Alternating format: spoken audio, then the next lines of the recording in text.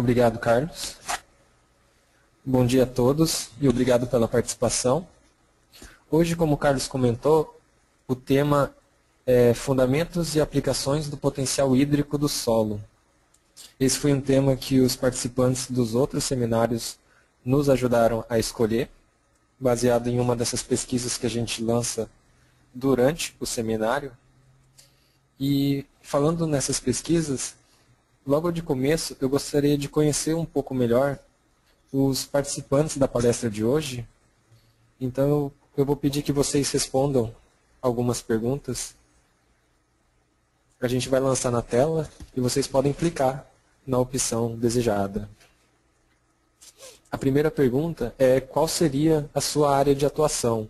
Nós estamos recebendo os votos e cerca de 43% dos nossos participantes de hoje trabalham em outras áreas que não as listadas na pesquisa. E cerca de 20% na área florestal. A próxima pergunta seria se vocês já mediram ou medem algum desses parâmetros relacionados à água do solo, seja a umidade do solo, o potencial hídrico, os dois, ou nenhuma das opções. Bom, segundo o resultado da pesquisa, 44% dos participantes medem umidade do solo, 24% medem as duas propriedades, 24% não medem nenhuma das duas, e só 8% dos participantes medem o potencial hídrico somente. Obrigado pela participação. E agora a gente, conhecendo um pouco melhor o perfil dos nossos participantes, a gente vai dar início ao nosso seminário. Então a ideia do seminário de hoje é tratar unicamente do potencial hídrico do solo. Definir o que são variáveis quantitativas e qualitativas, quando a gente trata de alguma substância, no caso de hoje a água no solo. Definir o que é o potencial hídrico e quais características são importantes em relação a ele, como ele é calculado, como ele é formado a partir de suas componentes. Vamos dar também alguns exemplos de sistemas em equilíbrio e a importância do potencial hídrico em algumas situações, por exemplo, processos biológicos, na relação solo, planta e atmosfera, e para gerenciamento de irrigação. E no final a gente vai comentar rapidamente sobre alguns instrumentos disponíveis no mercado para fazer essa medição de potencial hídrico. Então, o que seriam as variáveis quantitativas e qualitativas? Quando a gente vai descrever o estado de algum material ou energia, a gente pode descrever de duas maneiras, utilizando uma variável quantitativa ou extensiva e também utilizando uma variável de intensidade ou a qualidade do estado desse material, que seria a intensiva. Utilizando um exemplo fica mais fácil de entender.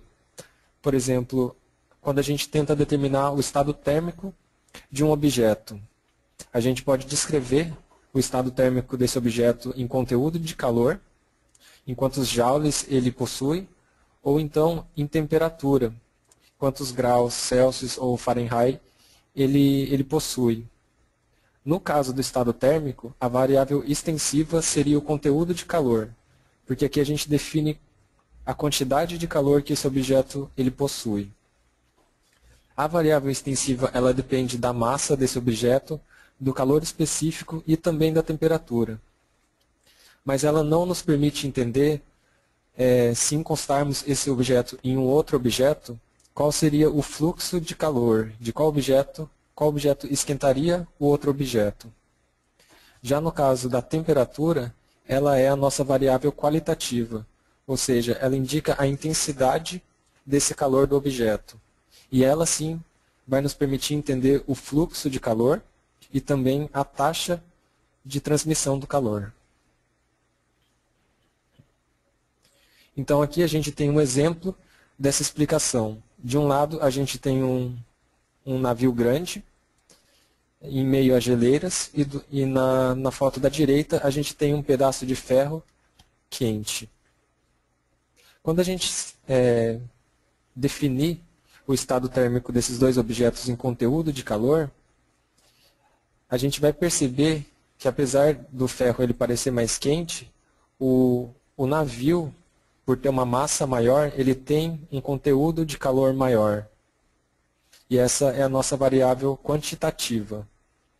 Já quando a gente trata de variável de intensidade, ou seja, medindo a temperatura dos objetos, a gente percebe que o ferro está mais quente do que o navio que se encontra em águas geladas. Só que se a gente encostasse esse ferro quente no navio grande, o calor ele passaria de qual objeto para qual objeto?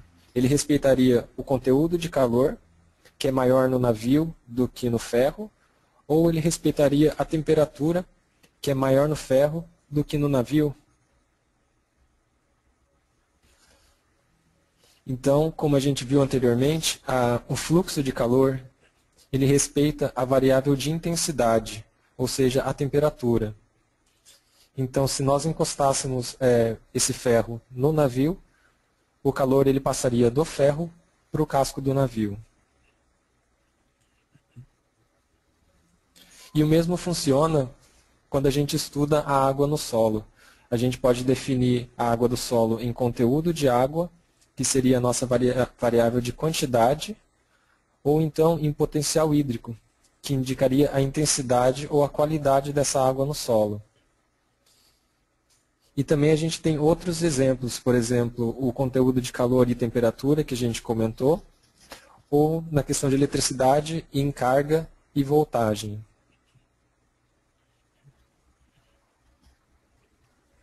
Agora, passando para um exemplo mais relacionado a potencial hídrico, aqui foi um teste que o Dr. Cobos ele fez, pegando uma amostra de solo argiloso e colocando 25% de água nessa amostra.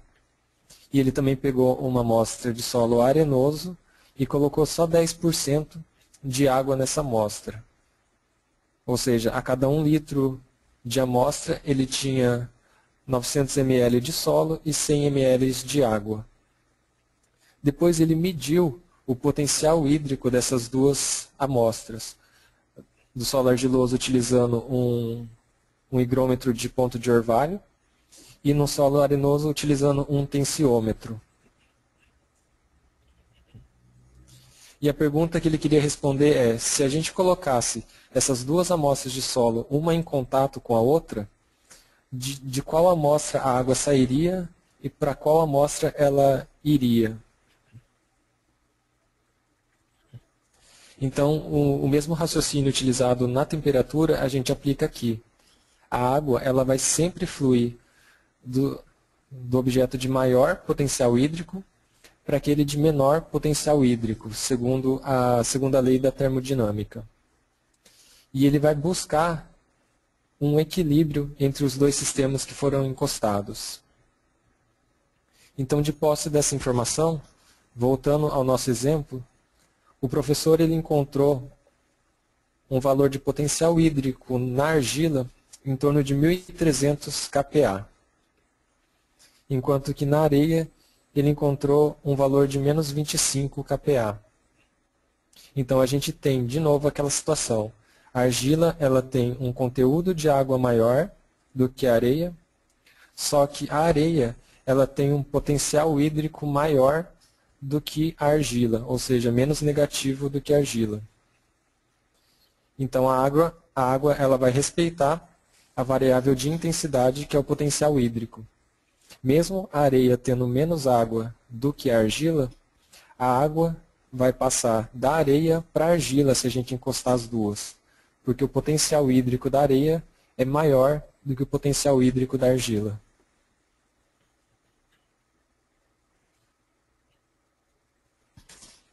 A definição mais formal de potencial hídrico seria aquela energia que é requerida por uma certa quantidade de água para transportar uma quantidade infinitesimal de água para um referencial que a gente determina. Ou seja, é aquela energia que é preciso ser aplicada para tirar a água, por exemplo, do solo ou do tecido vegetal e deixar ela disponível no mesmo estado que a água referencial. Quanto mais a água estiver presa no sistema, seja no solo ou no tecido vegetal, menor é o potencial hídrico, mais negativo. E quanto mais negativo, mais energia a gente precisa aplicar para retirar essa água, deixá-la disponível. Alguns pontos importantes a respeito do potencial hídrico: ele é medido em energia por unidade de massa, volume ou peso de água. Então a gente pode encontrar ele em joules por quilo, por exemplo. A gente sempre precisa de uma referência para fazer uma comparação. Então, no caso do potencial hídrico, a gente considera que uma água livre e pura e na superfície do solo, ele tem o potencial hídrico de 0. E com base nisso a gente faz comparações com a água no solo. Outras unidades que podem ser utilizadas, além de unidade de massa de energia por unidade de massa e volume, a gente pode também utilizar unidades de pressão, como megapascal, quilopascal e os bars. Quando a gente baixa o potencial hídrico, a gente também baixa a pressão de vapor da água, a gente baixa o ponto de congelamento dessa água e a gente eleva o ponto de ebulição da água.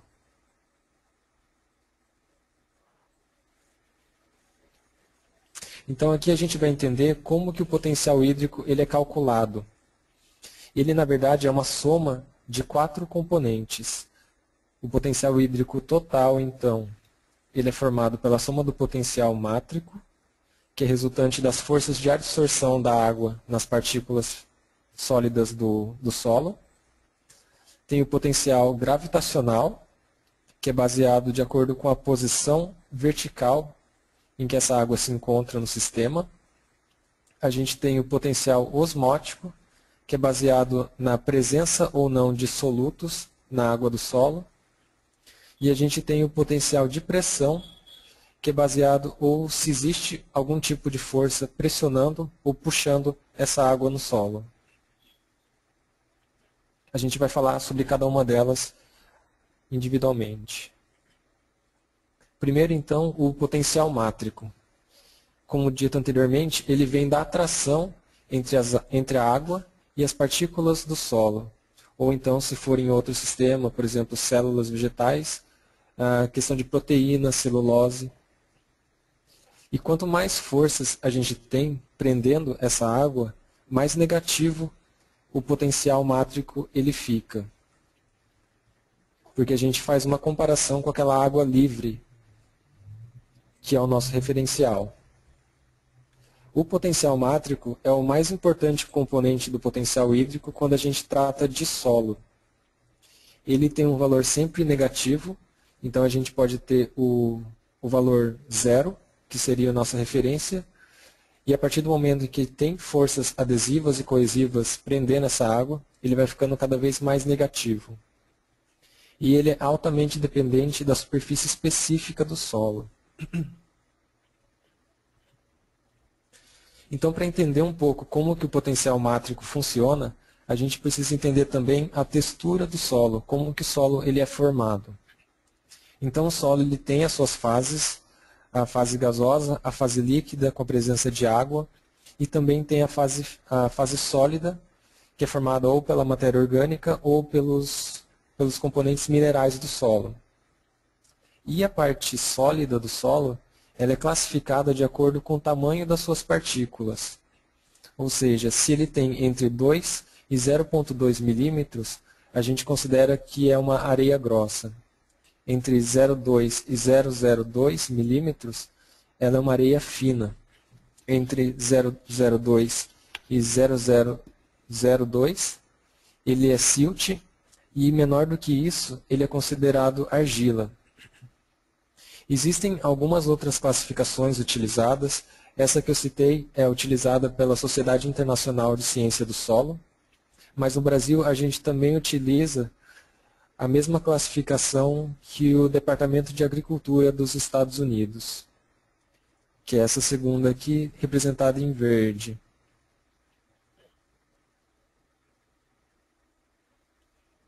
E depois que a gente pega o nosso solo e determina quantos por cento ele tem de argila, de areia e de silt, a gente pode utilizar o triângulo textural para definir qual é a classificação do nosso solo. Aqui só utilizando um exemplo, se nós tivéssemos um resultado de 40% de areia e cerca de 20% de argila, o nosso solo ele seria classificado como solo franco. Existem alguns triângulos texturais mais simples do que esse, com menos classes texturais, e também tem um maior, até com 13 classes texturais.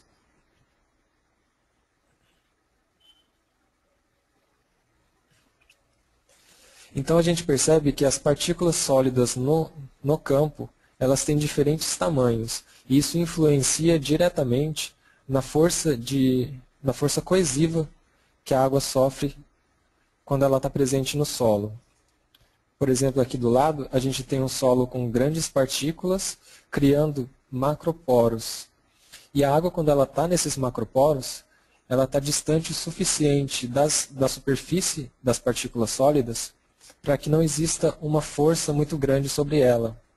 Então, nada que impeça ela de sofrer o efeito da gravidade e descer pelo perfil do solo. Já em solos mais argilosos, com partículas menores, essa água ela tem um contato maior com as partículas sólidas do solo, então ela fica mais presa pela força matricial. Então, apesar de ter mais água aqui, ela fica menos disponível, porque a planta precisaria de fazer mais força para tirar essa água do solo. Esse é um exemplo de curva de retenção de água no solo, que é um gráfico que relaciona o conteúdo de água no solo, a umidade, com o potencial hídrico do solo. E aqui 3 curvas diferentes, uma para um solo mais argiloso, com partículas menores, um para um solo mais franco e um terceiro para um solo mais arenoso. E aqui a gente percebe uma diferença bastante importante de se medir a umidade do solo e de se medir o potencial hídrico. Por exemplo, quando eu falo que um solo ele tem em torno de 25% de umidade, isso pode ser bom num solo arenoso, por exemplo. Nessa curva aqui, ele dá um potencial hídrico bastante alto, quase perto da saturação. Já num solo arenoso, num solo argiloso, a gente tem que essa mesma quantidade de água, ela tem um potencial hídrico bem mais negativo.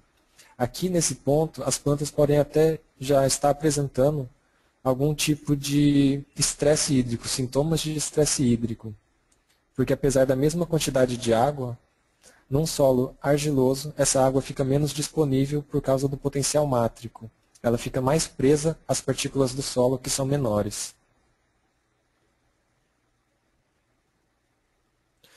O segundo componente do potencial hídrico é o osmótico. Ele vem do efeito da diluição, presença ou ausência de solutos dissolvidos nessa água. Ele também é um componente que é sempre negativo e ele somente afeta sistemas com barreiras semipermeáveis, por exemplo, nas raízes de plantas ou até na interface água-ar.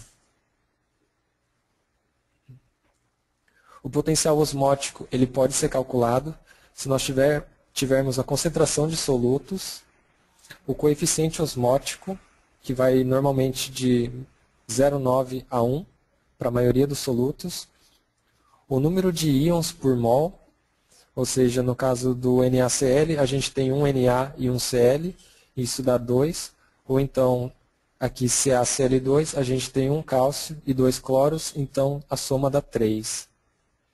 A gente tem uma constante do gás, que já é definida, e se a gente tiver a temperatura transformada em Kelvin, a gente consegue calcular esse potencial osmótico.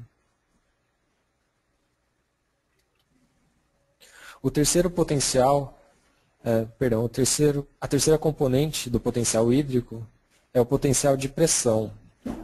E ele é resultante da pressão hidrostática ou pneumática presente no sistema.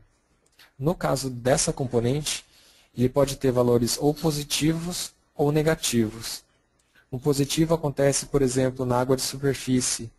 Quando a gente, por exemplo, mergulha um corpo na água, a gente consegue sentir a pressão que essa água exerce na superfície do corpo e ele tem um valor positivo.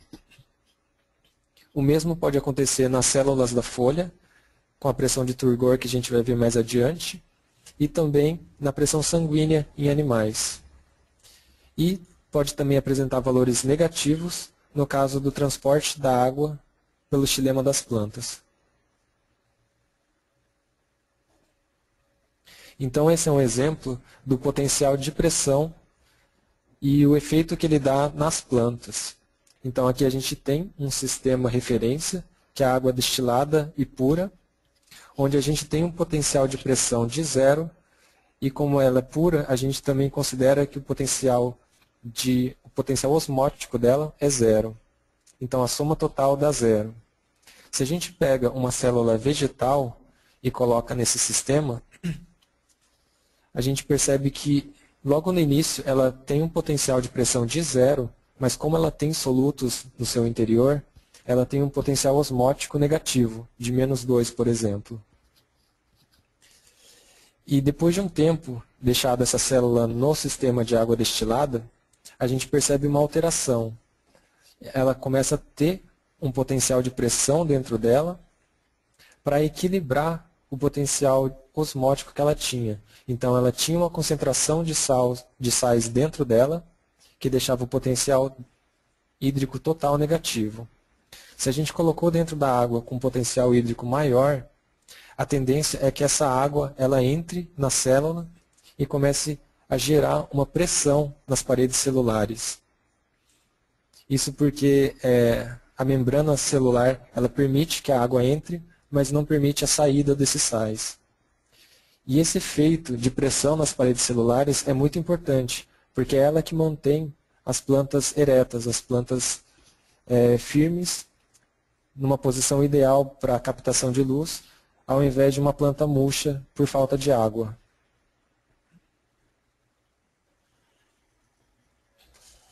A outra componente do potencial hídrico é o potencial gravitacional.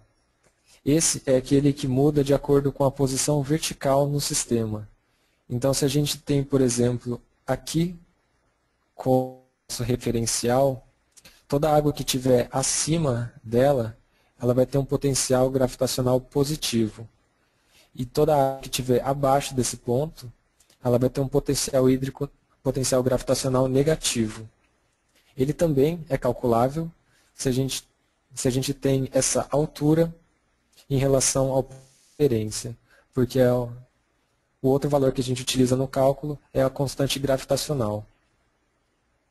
Então, um exemplo aqui, se a gente tem uma água que está a 10 metros do nosso ponto de referência, a gente multiplica isso pela aceleração gravitacional, e isso nos dá um valor de 98 kPa.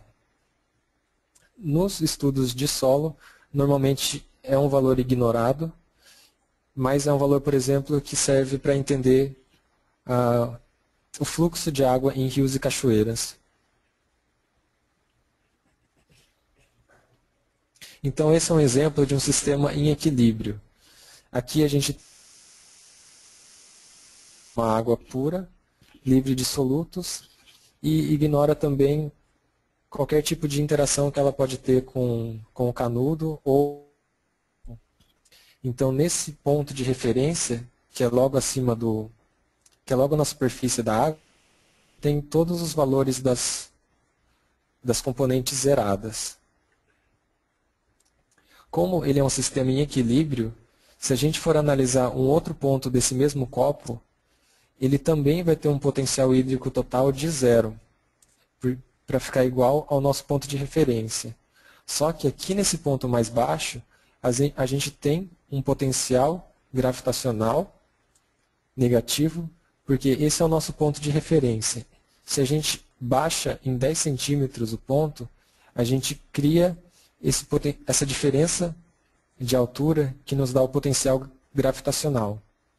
E para equilibrar isso, a gente também tem um potencial de pressão, porque a gente baixou, diminuiu o potencial gravitacional, mas agora a gente tem uma coluna de água de 10 centímetros exercendo uma pressão em cima desse ponto, uma pressão positiva de mais 10 centímetros. Ou seja, no total, elas acabam se anulando para o sistema ficar em equilíbrio. Agora, se a gente suga essa água até um certo ponto no canudo, como o sistema é em equilíbrio, o potencial hídrico total também vai tender a ser zero. Só que aqui outras forças elas atuam. Existe um potencial gravitacional, porque a gente subiu verticalmente esse ponto da água, e agora ele é positivo, porque a nossa referência é na superfície do copo, e o ponto analisado ele está acima desse ponto de referência. No entanto, agora a gente tem uma força de pressão negativa, porque antes era uma força exercida em cima desse ponto, e agora a gente tem uma sucção puxando essa água 5 centímetros acima do ponto de referência, o que nos dá um valor negativo de potencial de pressão, e os dois se anulam, tendendo a ficar em zero, o sistema em equilíbrio. Esse é um outro exemplo também. Aqui a água ela sobe por essa cânula, só que aqui não existe uma força de sucção puxando a água. Ela sobe por capilaridade. Então, é um sistema em equilíbrio, então o potencial total aqui ele é zero, só que as forças atuantes são diferentes. Aqui a gente não tem o potencial de pressão exercendo alguma influência. A gente tem a força mátrica, que fez com que essa água subisse, e para equilibrar o sistema, a gente tem o potencial gravitacional, ou seja, a gente subiu essa água 3 centímetros em referência à nossa superfície da água. Então, o potencial hídrico ele ajuda a gente a entender da onde a água sai e para onde ela vai, e em qual velocidade isso acontece, principalmente nos sistemas solo, planta, atmosfera. Ela nos dá uma informação de capacidade de campo do solo, que a gente vai definir logo a seguir, e o ponto de murcha permanente desse solo. Também, de posse dessa informação, a gente pode perceber se existe a possibilidade de crescimento microbiano ou não, tanto no solo quanto em alimentos, e determinar os períodos de dormência e germinação das sementes. Então, normalmente quem mede o potencial hídrico mede para determinar a água disponível para a planta em um determinado solo, estudar a área superficial das partículas desse solo, e estudar a característica de expansão do solo ou não, criando aquela curva característica de umidade que eu mostrei antes. Ele também pode criar relações hídricas da planta e o solo, entender o fluxo de água e também o transporte de contaminantes e fazer gerenciamento de irrigação. Então, o potencial hídrico em um sistema, solo, planta, atmosfera, ele funciona mais ou menos assim. A gente precisa de uma diferença de potencial para que a água vá do potencial maior para o potencial menor. Então, normalmente no solo, o potencial ele é menos negativo, a raiz ela é um pouco mais negativa para essa água poder entrar nela, e assim vai subindo pelo xilema até as folhas e para ser perdida por transpiração para a atmosfera, que tem um potencial hídrico mais negativo. E ela tem diferentes comportamentos. Aqui é num solo bastante úmido, em capacidade de campo, e se a gente tem um solo muito seco, por exemplo, no ponto de murcha permanente, a planta ela tem que diminuir mais ainda o seu potencial hídrico para fazer uso da água do solo. Ela precisa exercer mais energia para tirar a água do solo. O potencial hídrico também ajuda a gente a entender o processo biológico, ou seja, o potencial hídrico ele define o quanto de água está disponível para um certo organismo se desenvolver. Pode ser utilizado no caso de alimentos, para entender a partir de qual ponto, por exemplo, o mofo ele pode se desenvolver, ou não, não existe esse risco. E também para a germinação de sementes, em qual umidade, em qual potencial hídrico essa semente ela vai germinar. O potencial hídrico em plantas. Então, normalmente o potencial osmótico, que é aquele ditado pela presença de solutos nas células, ela fica em torno de menos 1.000 a menos 2.000 kPa, e a planta ela vai ajustando esses potenciais de acordo com a presença ou ausência de água. O potencial hídrico na folha em períodos de noite, normalmente quando não tem uma transpiração muito grande, ele tende a ficar bem próximo do solo. Então, se o solo estiver bem úmido, próximo de zero, o potencial hídrico da folha também tende a ficar bem próximo disso. Já quando é de dia, tem a presença de sol e a planta está transpirando bastante, esse potencial hídrico ela pode chegar bem próximo daquele só do potencial osmótico, de menos 2.000 kPa, principalmente se o solo ele tiver com pouca água.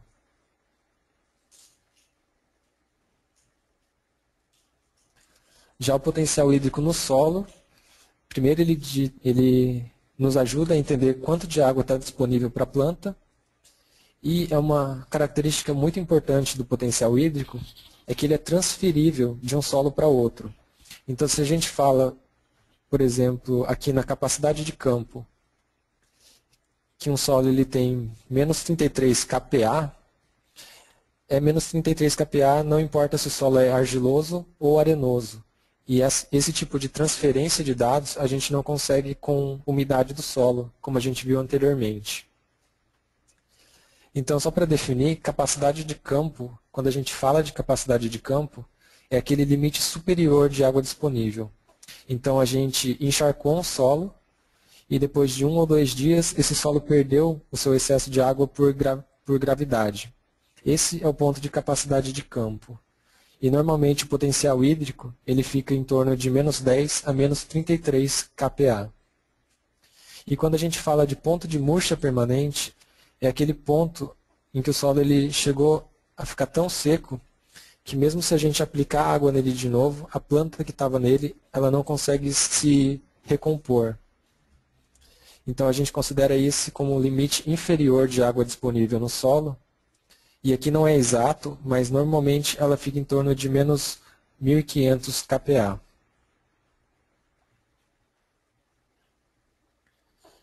Então essa tabela nos ajuda a entender melhor os níveis de umidade presente no solo. Então a gente tem o limite superior de capacidade de campo, onde todo o excesso de água que poderia ser perdido por gravidade já foi perdido. Aqui existe um ponto ótimo, o ponto ótimo inferior para as plantas, e a gente percebe que o ponto de murcha permanente, na verdade, ele já está bem mais abaixo. Então a planta ela começa a demonstrar sintomas de falta de água muito antes de atingir esse ponto de murcha permanente.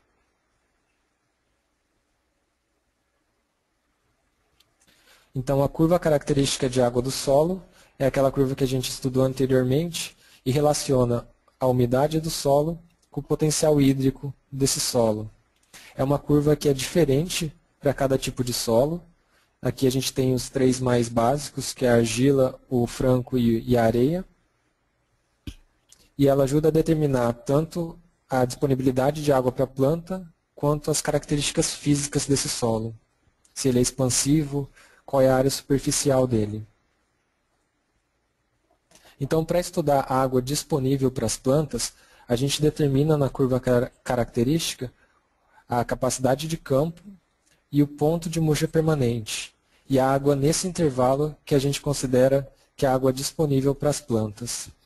Então, normalmente, a gente mede o potencial na capacidade de campo com algum tensiômetro, por ser uma faixa mais úmida do solo, e na faixa mais seca, que o tensiômetro não atende, a gente pode utilizar um higrômetro de ponto de orvalho ou um psicrômetro.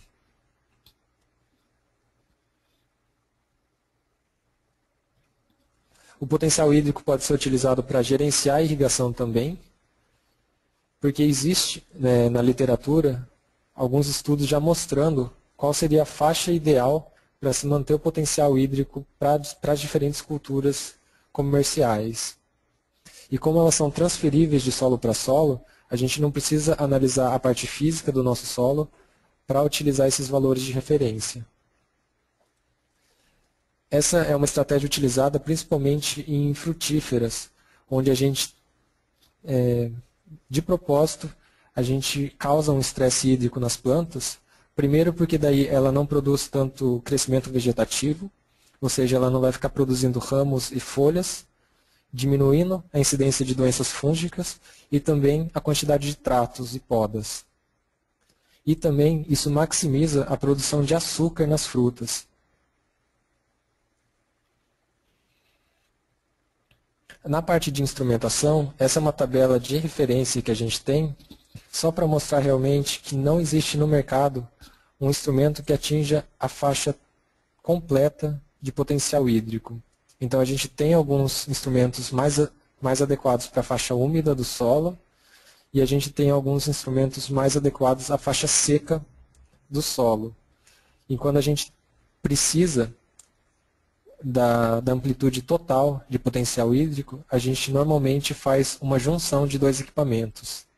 Ou então, por exemplo, eu uso o Hyprop, que é um instrumento baseado em tensiômetros para a faixa mais úmida, e depois eu utilizo um WP4 para a faixa mais seca, e assim eu consigo uma curva completa de retenção de umidade.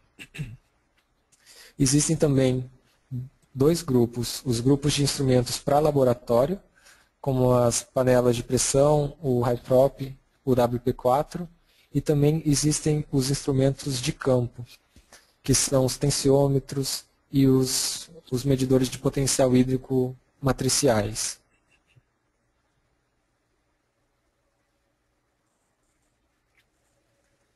Então, em resumo, depois de tudo isso que a gente comentou agora, os pontos mais importantes são que o potencial hídrico ele descreve o estado de energia da água no sistema. Então, ela é a variável de intensidade dessa água, de qualidade da água no solo, e ela serve para complementar o valor de umidade do solo, que é o valor que nos dá a quantidade de água presente. É o potencial hídrico também que dita o fluxo de água em um sistema. Então, a água ela vai seguir do ponto de maior potencial hídrico para o ponto de menor potencial hídrico. E esse fluxo não tem nada a ver com a quantidade de água no solo. Então, não é a umidade do solo que dita o fluxo ou a taxa de fluxo de água, e sim o potencial hídrico. O mesmo acontece para a disponibilidade de água no solo. É o potencial hídrico que nos informa quanto de água está disponível, por exemplo, para a planta utilizar, e não a umidade. E com relação à instrumentação, não existe um único instrumento que faça a leitura em toda a amplitude de potencial hídrico. Existem sim sensores mais adequados para uma faixa e para outra, e se necessário a gente pode fazer uma junção de dois ou mais equipamentos. Então, antes de passar para a parte de perguntas e respostas, eu gostaria de lançar mais uma questão para vocês participarem. A gente trabalha com alguns dos equipamentos comentados na apresentação e queria saber se vocês têm interesse em receber algum material a respeito deles. Muito obrigado. Então agora a gente vai abrir alguns minutinhos para responder as perguntas que nos foram enviadas.